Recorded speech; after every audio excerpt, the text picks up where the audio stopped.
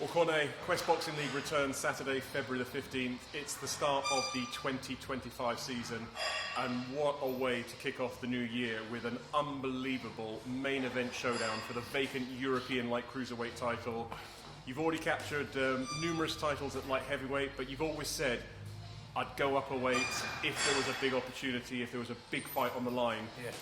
And we've certainly delivered that on the 15th. You're going to be facing Emanuel Alao, who last time out in the competition destroyed Danny Worsford, the former cruiserweight British champion. And I think this fight is really what you've been after. I know you've said, I want a war, I want to be taken to hell and back, I want to be really in there with somebody who's going to give it to me. And I think on Feb 15th, that is definitely what Alao plans to bring. Yeah, man, I look forward to it, man. We've been training hard for it. I wanted to go up a weight, see what it feels like to move around at like 4 kilos heavier. So, yeah, man, training hasn't changed, regime hasn't changed. Just looking forward to it, man.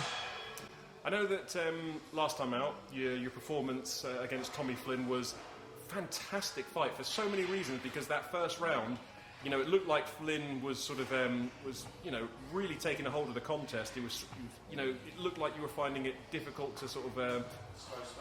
slow starter, as your coach in the background said there, but, you know, you just didn't really get into your rhythm. But when you switched the gears, when you turned it on and when you caught him, I mean, a fantastic finish, a brutal finish, and, you know, they didn't really want any more after that. So before we touch on the upcoming fight, thoughts about the last performance?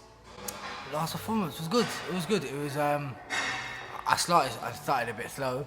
Had to work him out. Do you know what I mean? Had to work him out.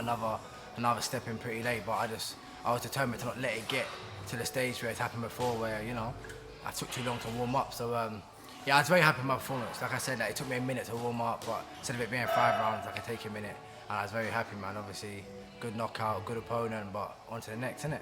Yeah, well, you successfully defended your British title. And like we say, this one, light cruiserweight. Now, for the fans that don't know the format in Quest Boxing League, traditionally in boxing you've got sort of light heavyweight, and then you would jump all the way up to cruiserweight, which is sort of 90.71 in kg. But we introduced the light cruiserweight division, which sort of is kind of a medium ground between light heavyweight and cruiserweight. And I've got to say, there's some great fights out there. There's some sort of there's been some amazing fights already in the division, but this one in particular really excites me, and it's excited a lot of people because of the last performance from yourself against Tommy Flynn, also the last performance by Emanuel Alao blowing away Danny Worsford. But I wanted to sort of, before we delve into your training, saw a little bit of that before we started this interview, but I wanted to get your insight and your view on what you know about Alao and what you think he brings to this fight. I know nothing about him. I know that I know he KO'd Danny, and I know he lost against Minter. That's as far as it goes. I don't really dive into my opponent's background. Focus on my own camp, my own fights, what I can do better. I respect, like I say every single interview, I respect all my opponents, but I don't care about them. I just care about my camp, you know what I mean? Yeah. So yeah, I don't really know much about him. Focus on you and everything else, as long as you're doing what you need to do in camp. That's it. Yeah, I had a bit of an early start to camp because I wanted to get used to moving around at that weight a lot quicker, do you know what I mean? And there's a few more variables, like if I train the way I normally did, which I have been, obviously the weight, instead of the weight dropping off, which it has been, I've had to kind of learn how to keep it on instead of dropping down to 79. So I want to get into that routine from early. So yeah, it's been good. Honestly, it's just been a good camp. I felt naturally at this weight. Do you know what I mean? I love 79, but like this weight, I thought maybe it'd be a bit of struggle to keep it on. But I think just as athletes, where we just adapt to it. Do you know what I mean? We know our bodies, we know what to do, what not to do, when to sleep, what to eat, when to eat. So yeah, man, it's been a good camp. Well, I know that, you know, a lot of fighters say when they've got a little bit more extra in terms of weight, and they're not having to cut down, they say, you know, I'm feeling stronger, I'm punching harder. You've already proved what a concussive puncher you are in the light heavyweight division, but those extra sort of 3 or 4 kilos, how do you think that's going to affect you in terms of strength, in terms of power, in terms of, I suppose, really the way that you fight? I think a lot will find out Feb 15th. So I feel strong at 79, so yeah, I'm just looking forward to it, man. So I mean, it's been Dave. Coach Dave feels it. Yeah, no, I As feel it tucks good. into looks like a Chinese. Okay. Yeah, yeah, no, feel strong, man. I feel strong. Like I said, just moving around at the weight, feeling fit, getting the rounds in, you know, like traveling up and down, getting rounds with different people, heavier boys, just making sure I can take it, like different weight and that. Just, it's just been, I don't know, I've enjoyed it. Obviously, right now I've just trained, so my energy's a bit zapped. Do you know what I mean? But no, it's been a really good camp. It's been a really good camp. Sparring, running, food, and it's that time anyways. What else are you gonna do around January? You might as well fight. Do you know what I mean? Like I fight in the summer and winter, but I feel like everyone wants that. You know, certain times in summer, not everyone wants to spar. It's hard to get, but right now I can't lie. I could have asked them no more spars. They're coming in thick and fast, boy. So yeah, I'm happy. Ideal preparations for 100%, such a big fight. There's one thing I wanted to ask you. So I know that we spoke off camera a while back, and you were sort of saying, you know, I really want one of those fights where it's kind of like, you know, a bit like if you cast your mind back to July 2023 when you had the fight against Reece Collins in Brighton. Yeah. And you said that literally, I mean, I remember as that final bell sounded, that was only a 4-rounder. This is a 6-rounder for the European, but across those 4 rounds, neither of you left anything in that ring. You could see physically you were exhausted at the end of that fight. It was a really hard, tough, grueling fight, and obviously you came out the victor, but you kind of said to me, I don't think I've had a fight like that since the Reece Collins fight, and that's what I'm really looking for. I want one of those fights again.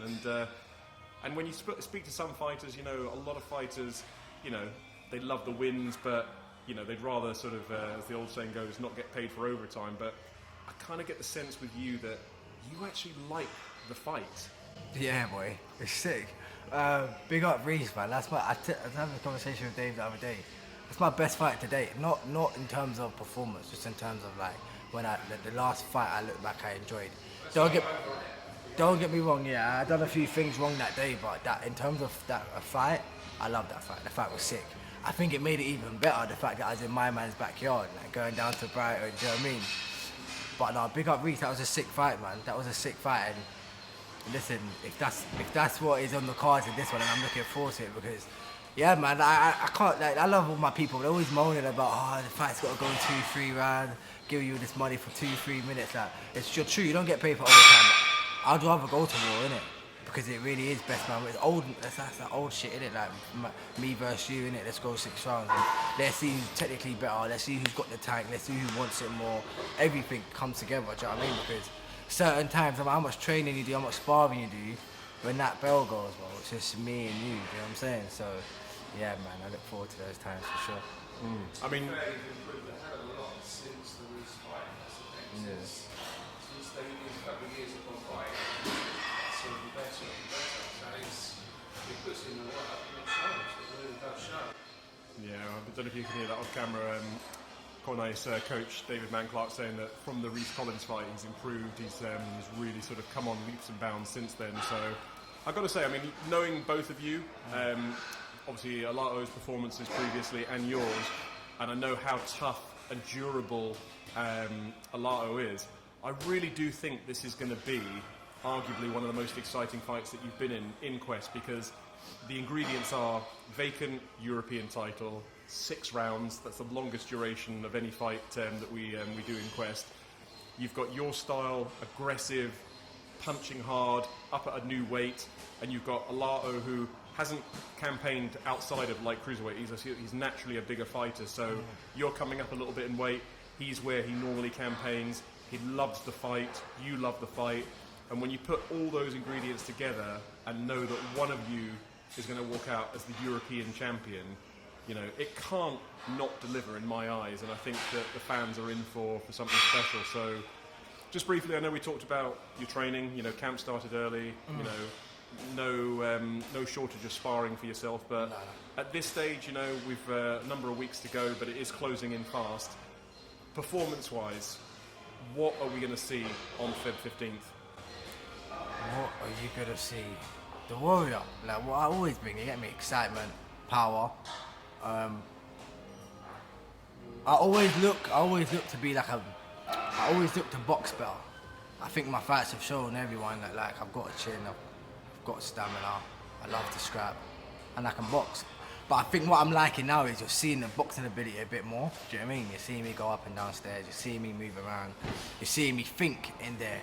Do you know what I mean? Not to just go to war. Like, me and Reese was a sick fight, but that was a war.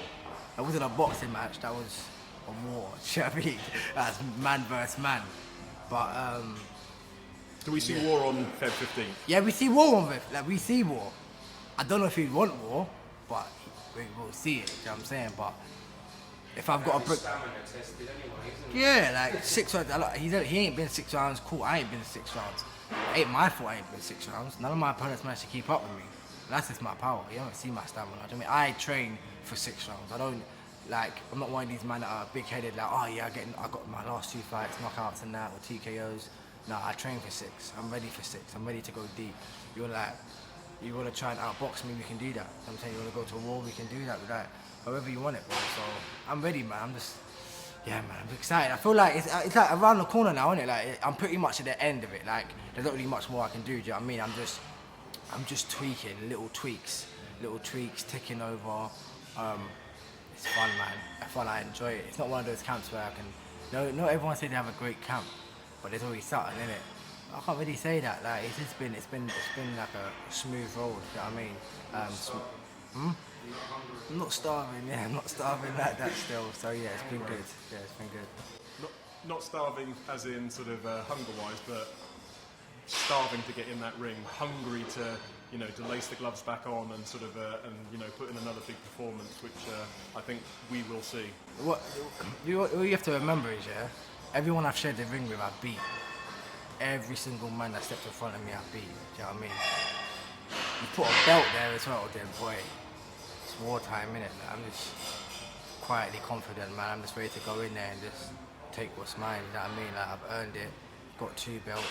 I need another one. So, Feb 15th, man. We go to work.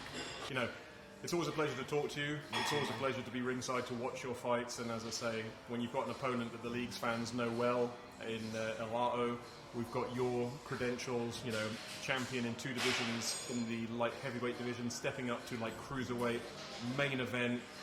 I think this is going to be, one of those fights that people are going to walk away from the arena after and just go, wow, what a fight that was. That was an honest, genuine war. And really that's what the fans want to see. So